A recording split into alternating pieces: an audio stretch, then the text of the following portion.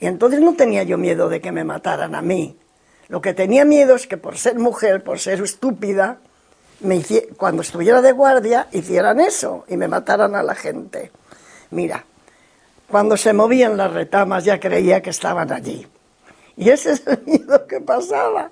Pero yo aguantaba el miedo y aguantaba el tiempo y no se lo comunicaba a nadie. No se lo comunicaba a los demás. Y así pues pasé el tiempo de casi 2 meses. 2 meses, ¿sabes? Dormía 2 meses, que no dormía en una cama. Dormía.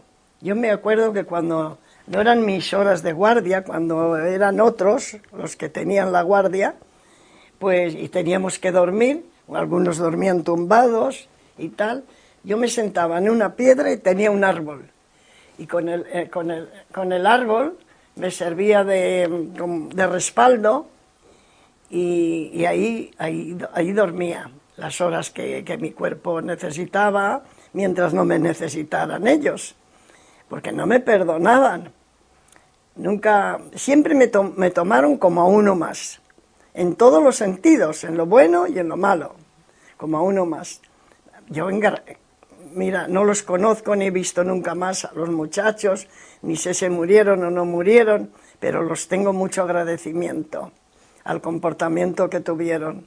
Pues para mí no eran nadie, no eran nadie, porque primero no los conocía, no tenía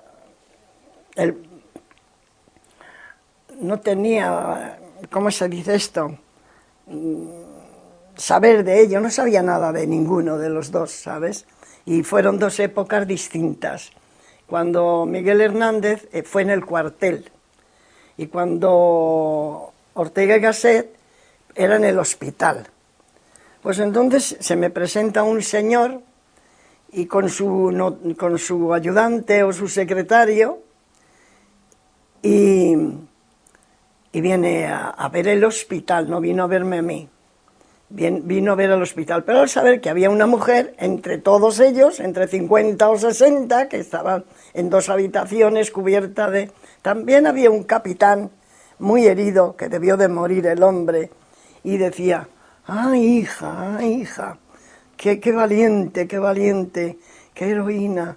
Ay, ¿me permites que te dé un beso? Y digo, pues sí, señor. Y entonces un ayudante que le tenía al lado de la cama le ayudó a levantarse con 1000 trabajos y 1000 momentos tardó para llegar a mi cama, que él estaba en una y yo estaba en otra, pero era un hospital de sangre. No era un hospital, era en el campo, un hospital de sangre. Pues en La Cabrera, un pueblo al lado de Buitrago. Y vino y me dio un beso. Bueno, pues no tenía para mí ninguna importancia. Yo estaba muy grave, había perdido muchísima sangre y cuando me pasó aquello yo me senté en el suelo porque creí que... yo no pensé en que me iba a morir porque estaba tan grave que ni tenía mi imaginación para pensar eso. Me eché porque creí que me caía y me eché en el suelo y entonces pasaba por allí uno de los que estaba luchando por allí, que era un vasco, luego supe quién era, luego era un vasco, que luego estuvo de jefe de intendencia en la división mía cuando yo volví. Y me cogió, muy forzudo, se quitó las cintas de las alpargatas, porque la gente cuando me pasó aquello salió despavorida y asustada. Y entonces allí me abandonaron, no es que se fueron, sino salieron unos metros. Y yo, fíjate, todas las venas sueltas, soltando, pues... Y entonces este hombre que pasaba por allí, porque no tenía muchos años, yo tenía 17 y me parece que él por entonces tenía 26. Pero era muy forzudo, era un vasco, era muy forzudo. Y salió por allí, vio lo que pasaba y con más serenidad se rompió las cintas que tenían las alpargatas, me hizo 2 torniquetes, me cogió en brazos y me llevó para el hospital. y allí me hicieron la primera cura.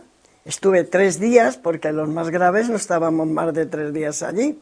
Luego nos traían a Madrid. Y en esos 3 días fue cuando fue Ortega y Gasset. Y yo no le conocía de nada, era un poco yo más analfabeta como para conocerle, para saber algo de él, no sabía nada, no le conocía. Y entonces él me habló conmigo, yo tenía el cloroformo, no le podía atender bien porque era el día del cloroformo, y me dijo que iba a venir al día siguiente a verme y que me iba a traer un frasco de colonia y unas galletas o unas pastas o unos caramelos. Y dije, no, yo no quiero eso. Dice, no. ¿Y por qué? Digo, no, yo quiero eso.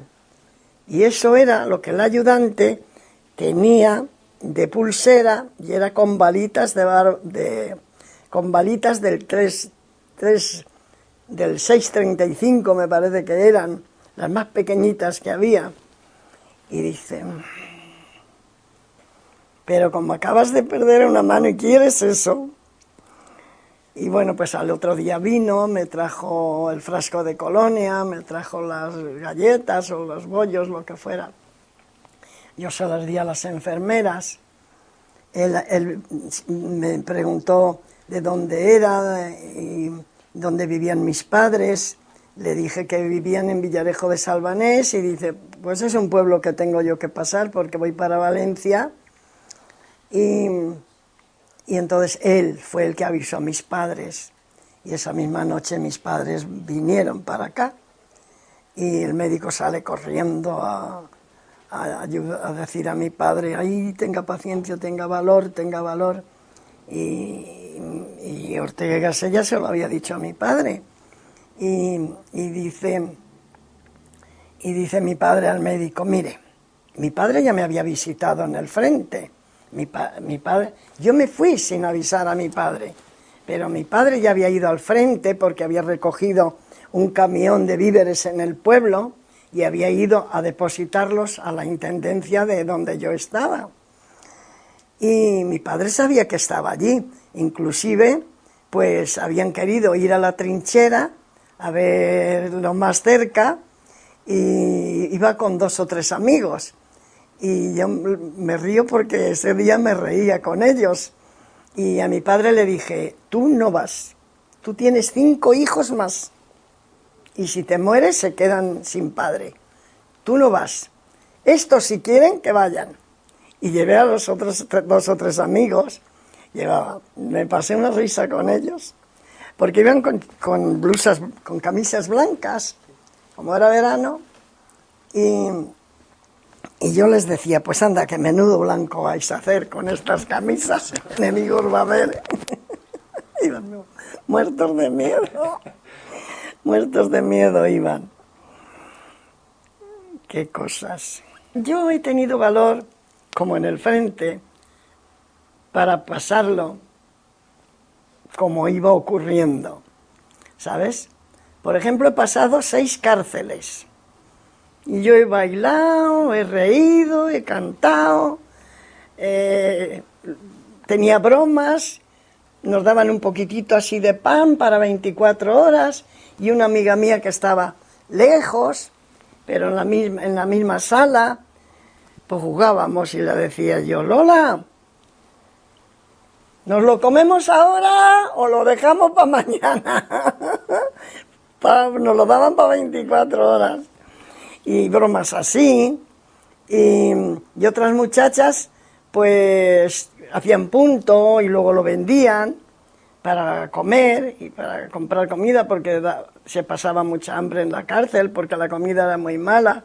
Había prisiones que te hacían unos tarros de comida así gigantes, pero mira, metían unos cubos sucios por fuera, de que no los habían fregado nunca, te cogían la poca grasa que tenía el cacharro y los únicos huesos que tenía, si es que había alguno, y se los echaban a los cerdos.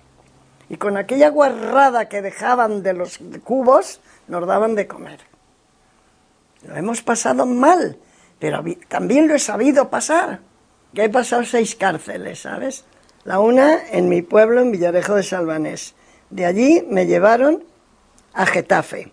Allí me juzgaron y me echaron nada menos que pena de muerte. Bueno, yo no lloré jamás por una pena de muerte, ¿sabes? No es que sabía que me la iban a quitar, pero bueno, pues quedé el de morir. Había estado en una cárcel esperando balas, que me tirase una bala, había perdido ya lo de la mano. Bueno, estuve en Getafe. Luego de Getafe, me parece que me llevaron a Durango. De Getafe a Madrid. De Madrid a Durango, a Bilbao. De Madrid a Bilbao. De Bilbao a Durango. Y de Durango a Saturrarán. Bueno, 6 prisiones, ¿sabes? En 3 años.